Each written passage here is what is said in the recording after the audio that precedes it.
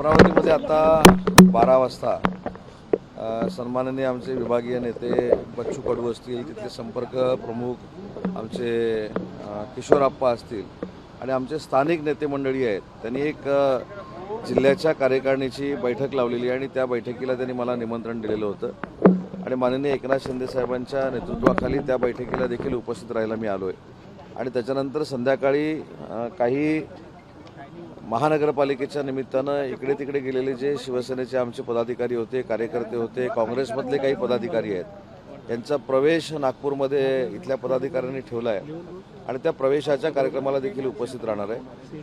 शेवटी सरकारमध्ये काम करत असताना ज्या पक्षामुळं, ज्या नेत्यामुळं, ज्या शिंदे साहेबांमुळं मी मंत्री झालेलो आहे, तो शिवसेना पक्ष वाढवण्याची जबाबदारी माझ्यासारख्या कार्यकर्त्याची देखील आहे आणि म्हणून अमरावतीमध्ये देखील संघटनेच्या कार्यक्रमासाठी मला निमंत्रण होतं, नागपूरमध्ये देखील संध्याकाळच्या कार्यक्रमाला मी उपस्थित राहणार आहे आणि या 2 कार्यक्रमासाठी आज मी आलेलो आहे। संजय दिना पाटील यांचा कालचा जो वक्तव्य पत्रकारांबद्दलचा होता त्याच्यावर विविध पत्रकार संघटनांनी आक्षेप घेतलं। आज त्यांनी दिलगिरी जी व्यक्त केली त्याची पण भाषा जी आहे ती दिलगिरी कमी आणि मगरुरी जास्त वाटते। नाही, संजय दिना पाटलांना जर तुम्ही जवळून बघितलं तर त्यांचा वागण्याची पद्धतच तशी आहे, त्यांची बॉडी लँग्वेजच तशी आहे, परंतु आज त्यांनी जाहीर पद्धतीनं दिलगिरी व्यक्त केलेली आहे।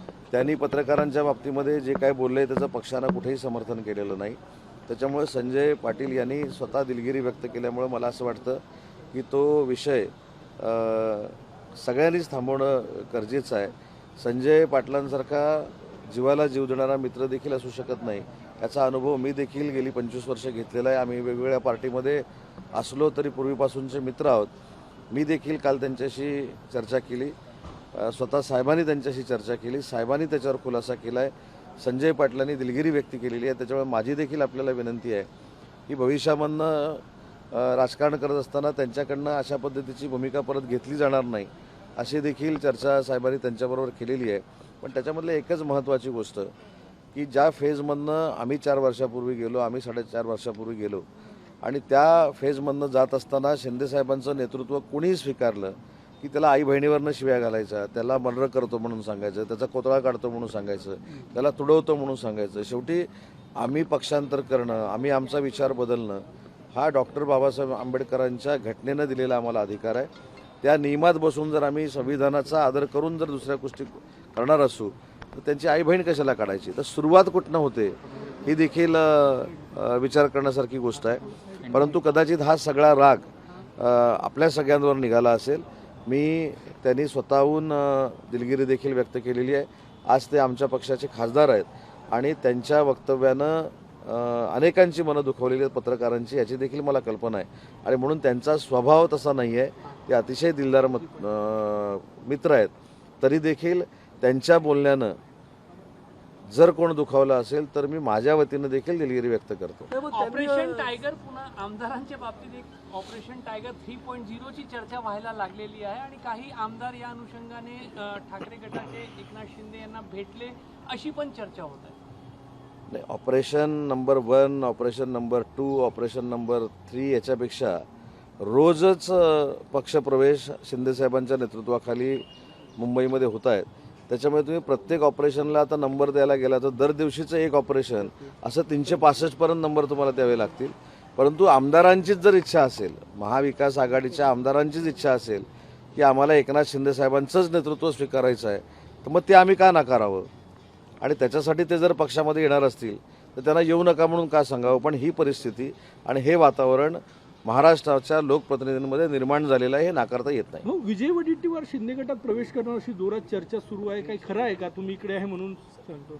नाही, विजय वडेट्टीवार हे अतिशय आमचे सगळ्यांचे चांगले मित्र आहेत, माननीय एकनाथ शिंदे साहेबांचे देखील अतिशय जवळचे मित्र आहेत। पक्षप्रवेशाच्या संदर्भामध्ये विजय वडेट्टीवार साहेबांनी आमच्याशी कधीही चर्चा केली नाही, पण विजय वडेट्टीवारांसारखा विदर्भातला एक ताकदीचा नेता, लोकांमधला नेता, ज्याची नाळ लोकांशी जुळलेली आहे, यांनी जर माननीय एकनाथ शिंदे साहेबांबरोबर काम करण्याचा निर्णय घेतला तर सगळ्यात जास्त आनंद असणारा मी असेल, कारण मी विजय वडेट्टीवार साहेबांबरोबर देखील काम केलेलं आहे। तुम्हाला नाही अशी काही चर्चा आहे का तुमच्या पक्षाकडून त्यांना घेतलं जाईल का, घेणार आहे किंवा चर्चा सुरू आहे का, असं काय आहे का? नाही, चर्चा नाही। तुम्ही जो मला प्रश्न विचारला की विजय वडेट्टीवार साहेब भविष्यामध्ये आले तर तुमची भूमिका काय, तर आले तरची भूमिका अशी आहे की एक चांगला नेता, लोकांशी ना जुळलेला नेता जर आमच्या पक्षामध्ये येणार असेल आणि साहेबांशी चर्चा करून नेतृत्व स्वीकारणार असेल तर कोणाला नको आहे. काय घडामोडी सुरू आहे का मुंबईत या सगळ्या संदर्भात? मला असं वाटतं या संदर्भामध्ये घडामोडी जर सुरू असतील तर त्याची कल्पना मला काही नाही आहे. मुंबईमध्ये घडामोडी सुरू असताना मी कदाचित विदर्भामध्ये असेल आणि म्हणून अमरावती आणि नागपूरच्या कार्यक्रमासाठी मी विदर्भामध्ये आलेलो आहे. इथून पुढचं ऑपरेशन हे काँग्रेसच्या बाबतीत असू शकतं का? म्हणजे आता जर तुम्ही स्वागत करणार असाल वड्याची, नाही, ऑपरेशन म्हणण्यापेक्षा कुठच्याही महाविकास आघाडीतल्या पक्षामधले नेते मंडळी जर शिवसेनेमध्ये येणार असतील तर त्यांचं आम्ही स्वागतच करू ना, पण कुठचंही ऑपरेशन सुरू नाही आहे. बरं, मधल्या काळात भाजपच्या एका आमदारानं याला विरोध केला होता की आमदारांचं जे आहे ते ऑपरेशन राबवू नका, कारण मग जागा वाटप असेल, निधी वाटप असेल, याच्यासाठी अडचण होईल. तर या संदर्भामध्ये भाजपाचे नेते, मुख्यमंत्री आदरणीय देवेंद्रजी फडणवीस साहेब, आमचे मुख्य नेते आणि पक्षप्रमुख एकनाथ शिंदे साहेब आणि सुनेत्रा वहिनी हे तिन्ही नेते बसून त्याच्यामध्ये निर्णय घेतील. त्याच्यामुळे कोणाला पक्षात घ्यायचं, कोणाला पक्षात घ्यायचं नाही, हा शिवसेनेमध्ये पूर्ण अधिकार माननीय एकनाथ शिंदे साहेबांचा आहे. बरं, आज संजय राऊत यांनी एक ट्विट केलेलं आहे. त्यांनी अयोध्येतल्या राम मंदिराला एक 4 किलोची चांदीची वीट आणि 1 कोटी रुपये दिले होते. आता ज्या पद्धतीनं त्या मंदिरात घोटाळा होतोय तर ते प्रश्न विचारतात की ती वीट आणि ते पैसे कुठे गेले. उद्धवजींनी आपल्या खिशातून ते 1 कोटी दिले होते असं उल्लेख. नाही, आता कोणी कोणाच्या खिशातनं दिले की दुसऱ्याच्या खिशातनं दिले मला माहीत नाही, पण या संदर्भामध्ये अयोध्येच्या बाबतीमध्ये SIT नेमली गेलेली आहे, त्याच्यामध्ये ह्या सगळ्या गोष्टी येतील ना. आता SIT नेमली गेलेली असताना उत्तर प्रदेशच्या सरकारचा प्रश्न असताना मी महाराष्ट्रामध्ये त्याचं उत्तर देणं योग्य नाही, परंतु प्रत्येकाची अपेक्षा आहे की अयोध्येमध्ये जर काय अनियमितता असेल किंवा काही भ्रष्टाचार झाला असेल त्याची चौकशी झाली पाहिजे. ऑपरेशन टाइगर को लेकर चर्चा हो रही है, विधायक भी एकनाथ शिंदे के साथ जुड़ सकते हैं. नहीं, मैंने यही कहा कि अगर महाविकास आघाड़ी के कार्यकर्ता, नेता, आमदार अगर हमारे साथ आने वाले हैं लेकिन कौन सा भी ऑपरेशन चालू नहीं है, उनका हम स्वागत करेंगे. अगर उनको रियलाइज़ हो गया है कि माननीय एकनाथ शिंदे साहब का ही नेतृत्व जो है वो आगे जाके उनको ताकत दे सकता है, उनको निधि की उपलब्धता करके दे सकता है, तो उनको भी समझ में आया रहेगा कि वहाँ ही जाना पड़ेगा.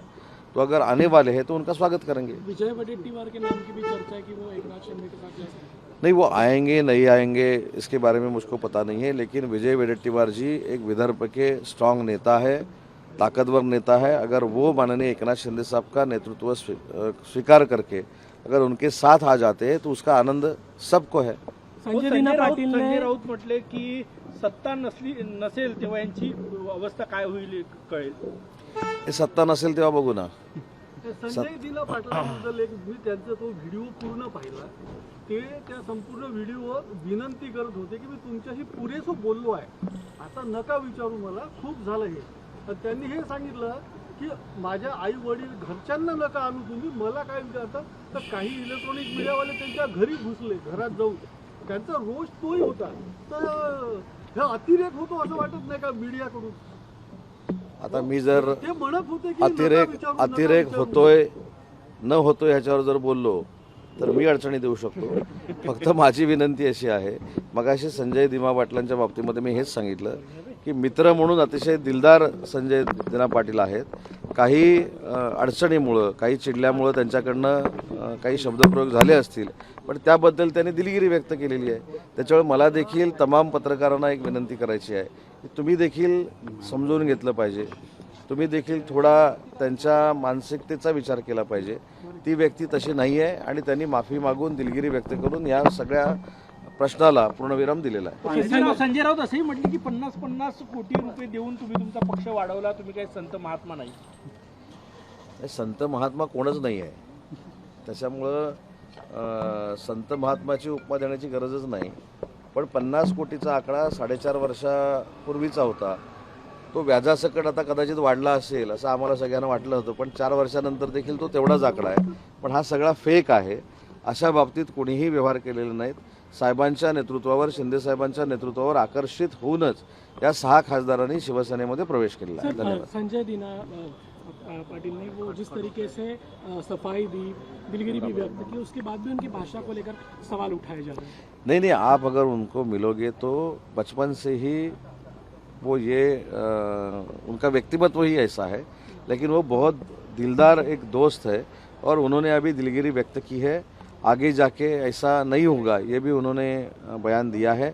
तो मेरी भी आपसे विनती है कि अभी वो जो सब्जेक्ट था उसको फुल स्टॉप देना चाहिए। संजय राउत जी ने एक ट्वीट किया है, राम मंदिर को कुछ ईंटें और करोड़ रुपए दान किए थे। उसकी राम मंदिर के बारे में SIT लगी हुई है, उसमें जो कुछ आगे जाके क्लियर होगा उसमें कौन दोषी रहेंगे, कौन गिल्टी रहेंगे, उनके ऊपर कार्रवाई होगी। वो कह रहे हैं कि हमारे उद्धव ठाकरे पाण्याच्या बाबतीत डेटा सेंटर सुरू करतात, त्याला सुधीर मुनगंटीवारांनी विरोध केलेला आहे. इतर देशांमध्ये जेव्हा असे प्रयोग झाले ते अयशस्वी ठरल्याचं त्यांचं 2023च्या कायद्याप्रमाणे जर आम्ही डेटा सेंटर करायला गेलो तर सुधीर भाऊंच्या मनातली शंका ही योग्य आहे.